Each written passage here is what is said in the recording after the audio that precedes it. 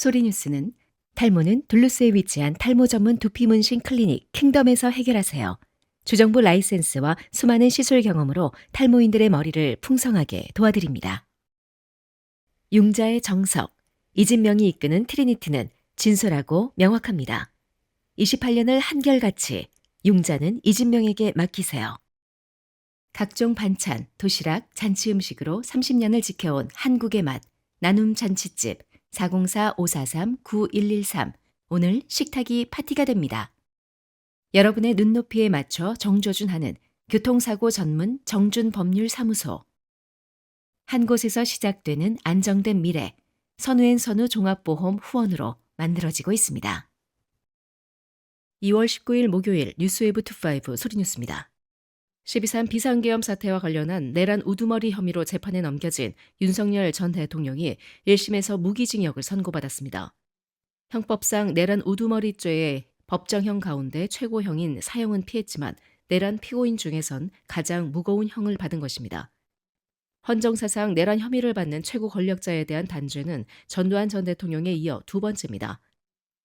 서울중앙지법 형사합의 25부는 19일 내란 우두머리 혐의 사건 선고 공판에서 윤 전 대통령에게 무기징역을 선고했습니다. 내란 중요 임무 행사, 직권남용 권리행사 방해 혐의로 기소된 김용현 전 국방부 장관에겐 징역 30년이 선고됐습니다. 또한 같은 혐의를 받는 노상원 전 국군정보사령관은 징역 18년, 조지호 전 경찰청장은 징역 12년, 김봉식 전 서울경찰청장은 징역 10년, 복현태 전 서울경찰청 국회 경비대장은 징역 3년을 각각 선고받았습니다. 노 전 사령관과 함께 비상계엄을 모의한 혐의를 받는 김용군 전 제3야전군 사령부 헌병대장과 정치인 체포조 운영에 가담한 혐의를 받는 윤승영 전 경찰청 국가수사본부 수사기획조정관은 무죄가 선고됐습니다. 재판부는 12.3 비상계엄이 형법상 내란이 맞는다고 인정했습니다. 원칙적으로 대통령의 비상계엄 선포 자체는 헌법상 권한 행사로서 내란죄에 해당하지 않고 사법심사 대상으로 보기도 어려우나 비상계엄을 선포한 목적이 국회나 행정, 사법의 본질적 기능을 침해하는 것이라면 내란죄에 해당할 수 있다고 봤습니다. 재판부는 그러면서 이 사건 사실관계의 가장 핵심은 군을 국회로 보낸 것이라며 무력을 동원해서라도 국회를 제압해야겠다고 결심했기 때문에 계엄을 선포했다는 게 실체에 부합한다고 평가했습니다. 이어 윤 전 대통령은 국회에 군을 보내 봉쇄하고 주요 정치인 등을 체포하는 방법으로 국회 활동을 저지마비시켜 국회가 상당 기간 기능을 제대로 할 수 없게 하려는 목적을 내심으로 갖고 있었음을 부정하기 어렵다며 군대를 보내 폭동을 일으킨 사실도 인정된다고 판단했습니다. 윤 전 대통령의 행위가 내란죄의 성립 요건인 국헌 문란 목적과 폭동에 부합한다는 취지입니다. 또한 재판부는 윤 전 대통령에 대해 범행을 직접 주도적으로 계획했고 많은 사람을 범행에 관여시켰다며 막대한 사회적 비용이 초래됐고 피고인이 그 부분에 대해 사과의 뜻을 내비치는 모습을 찾아보기 힘들었다고 꾸짖었습니다. 다만 치밀한 계획을 세우진 않았고 물리력 행사를 최대한 자제시키려 한 사정, 실탄 소지나 직접적인 물리력과 폭력을 행사한 예는 거의 찾아보기 어려웠던 점 등을 양형에 참작했습니다. 대부분의 계획이 실패로 돌아갔고 범죄 전력이 없는 점, 장기간 공무원으로 봉직해왔으며 현재 65세의 비교적 고령인 점 등도 유리한 양형 요소로 언급했습니다. 한편 윤 전 대통령 변호인단은 선고 후 입장문을 내어 정해진 결론을 위한 요식행위였다면서 역사의 법정에서 언젠가 반드시 진실이 밝혀질 것이다라며 결코 왜곡과 거짓에 굴복하지 않고 끝까지 싸우겠다고 강조했습니다. 사실상 항소방침을 밝힌 것으로 해석되고 있습니다. 조지아주 하원의장 존 번스는 보험, 소방안전 커미셔너 존 F. 킹과 멜 리브스 하원 보험위원장과 함께 보험료 부담 완화를 위한 대대적인 보험개혁 법안 발의를 환영했습니다. 이번에 발의된 하원 법안 HB 1344, HB 1262, HB 1263, HB 1274는 조지아 주민과 기업이 감당할 수 있는 보험료 환경을 조성하고 보험 시장의 안정성과 투명성을 강화하는 데 초점을 맞추고 있습니다.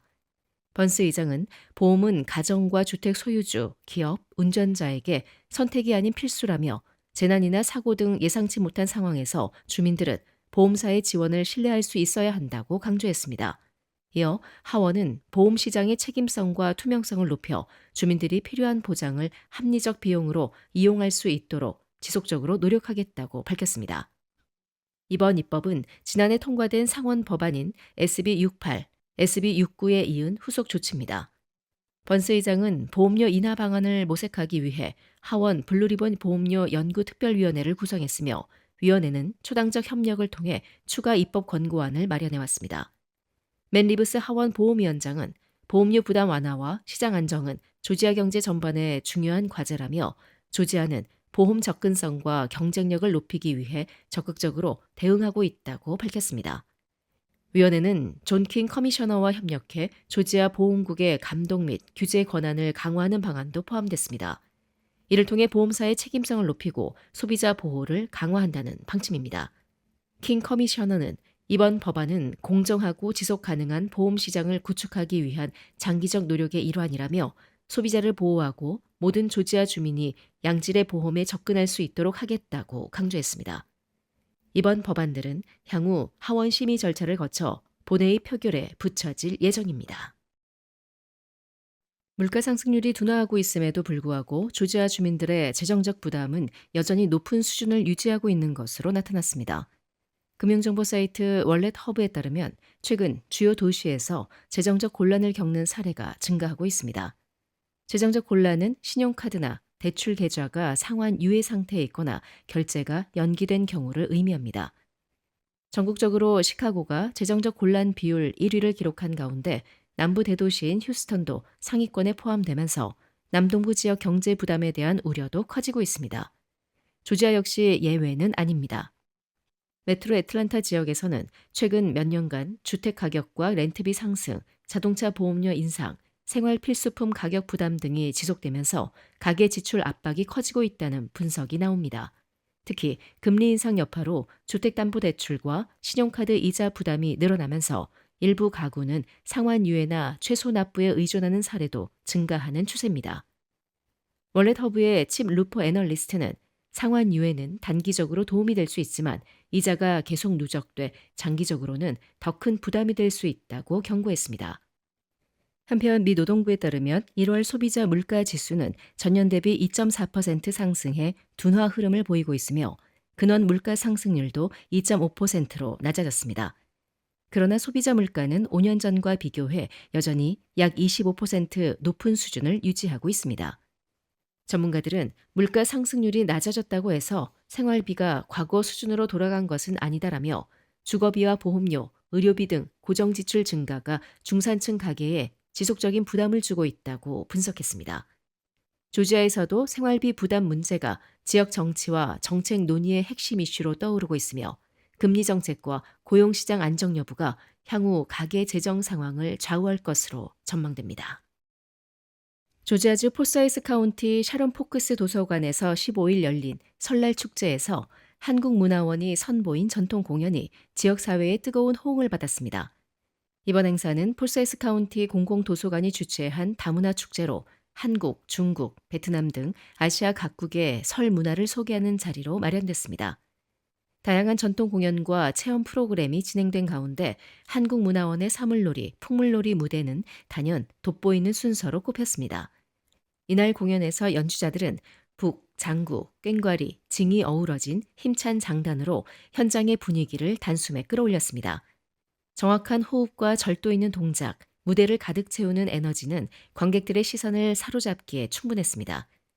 공연이 절정에 이르자 객석에서는 박수와 환호가 이어지며 뜨거운 반응이 쏟아졌습니다. 특히 이번 무대에는 성인 단원들과 함께 청소년 단원들도 참여해 눈길을 끌었습니다. 공연이 끝난 뒤에는 관객들이 연주자들에게 다가가 악기와 공연에 대해 질문하고 사진을 촬영하는 등 높은 관심을 보였습니다. 일부 참석자들은 한국 전통 타악 공연을 직접 본 것은 처음이라며 에너지가 넘치고 인상 깊었다고 소감을 전했습니다. 한편 한국문화원의 이번 참여는 단순한 문화 공연을 넘어 지역사회의 한국 문화의 정체성과 예술적 가치를 알리는 의미 있는 계기가 됐습니다. 다문화 공존과 상호이해를 지향하는 이번 행사에서 한국 전통 예술은 또 하나의 소중한 문화적 연결고리로 자리매김했습니다. 이날 설날 행사는 다양한 문화가 함께 어우러지는 공동체의 힘을 보여준 자리였으며 그 중심에서 울려 퍼진 한국의 장단은 오랫동안 기억에 남을 특별한 순간을 만들어냈습니다. 미국 전역의 임대료 상승세가 4년여 만에 가장 낮은 수준으로 둔화되면서 세입자들의 부담이 다소 완화되고 있는 것으로 나타났습니다. 부동산 정보업체 진로우가 발표한 최신 보고서에 따르면 1월 기준 미국의 평균 요구 임대료는 1,895달러로 전월과 거의 변동이 없었으며 전년 대비 2% 상승하는 데 그쳤습니다. 이는 2020년 12월 이후 가장 낮은 연간 상승률입니다. 진로우는 공급 확대와 공실 증가를 주요 원인으로 분석했습니다. 2024년 여름 신규 아파트 건설이 정점을 찍은 이후에도 신규 물량이 계속 시장에 공급되고 있으며 노동시장 둔화로 공실률이 높은 수준을 유지하면서 임차인의 협상력이 커졌다는 설명입니다. 실제로 1월 기준 진로우에 등록된 매물의 38.8%가 첫 달 무료, 보증금 인하 등 각종 인센티브를 제공한 것으로 집계됐습니다.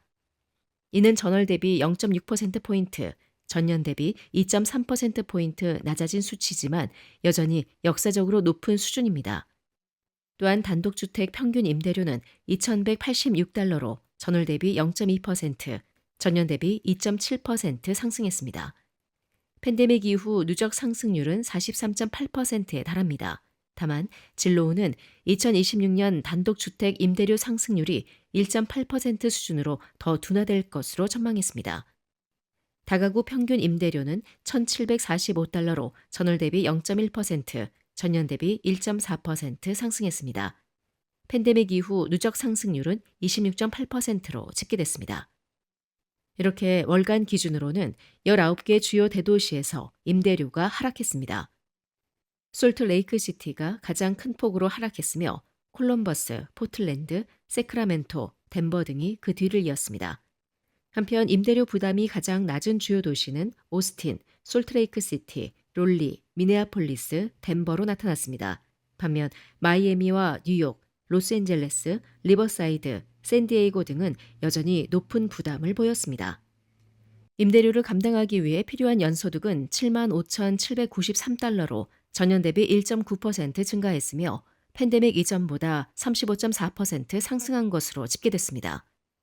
진로우는 공급 증가와 공실 확대가 이어지면서 2026년에도 임대료 상승세는 완만한 흐름을 이어갈 가능성이 크다고 전망했습니다. 지금까지 2월 19일 목요일 소리뉴스였습니다. 건강한 하루 보내십시오. 고맙습니다.